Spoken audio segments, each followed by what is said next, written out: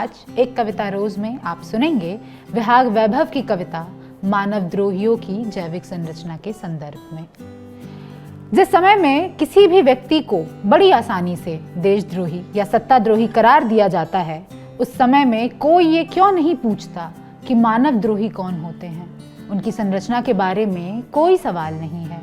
आइए सुनते हैं विहाग वैभव की कविता मानव द्रोहियों की जैविक संरचना के संदर्भ में।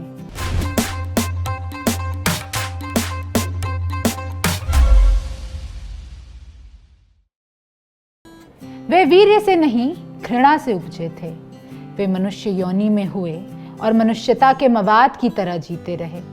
वे मनुष्य योनि में हुए और मनुष्यता के मवाद की तरह जीते रहे। मनुष्य को मनुष्य से अलगाते रहे।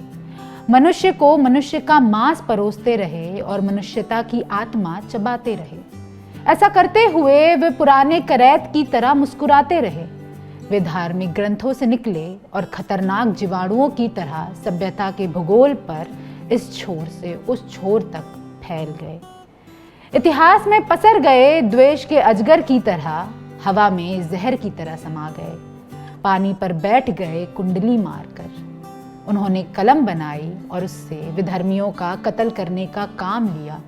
अगर आग हाथ लगी तो सबसे पहले उन्होंने दूसरों के घर जलाए। अगर आग हाथ लगी तो सबसे पहले उन्होंने दूसरों के घर जलाए। कपास हाथ लगा तो दुनिया का गला घोट सकने लायक फंदा बनाया। वे मनुष्य की सबसे सुंदर चीजों का सबसे अश्लील इस्तेमाल करते रहे। वे पहाड़ पर गए तो पहाड़ों के गर्भ में बम छोड़ आए। उन्होंने नदी को छुआ तो नदियां सूखती चली गईं। वे जंगलों में गए तो जंगल में आग लग गई। उनका लालच इतना विशाल था कि उसमें पूरा का पूरा ग्रह एक शक्कर के दाने सा समा सकता था।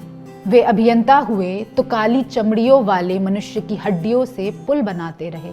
वे डॉक्टर हुए तो मनुष्य की सबसे तेज मृत्यु कर सकने वाली दवा तलाशते रहे।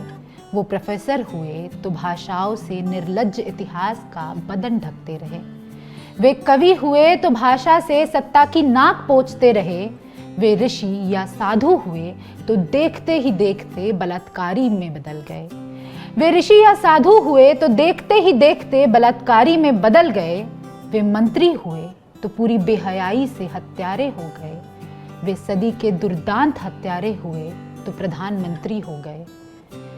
वे वह सब कुछ हो गए जो मानव देह के लिए विभत्स और सभ्यता के लिए विनाश का कारण हो सकता था। वे आतताई स्वप्न यात्री थे। मेरे सपने में वे 33 करोड़ मुंह वाले अजगर की शक्ल में आते रहते थे। वे आखिरी जन्म जितने नए हैं, वे पहली मृत्यु जितने पुराने हैं। वे मनुष्य की योनि में हुए और मनुष्यता के मवाद की तरह जीते रहे। इसके अलावा मनुष्यों और उनमें एक ही जैविक अंतर था।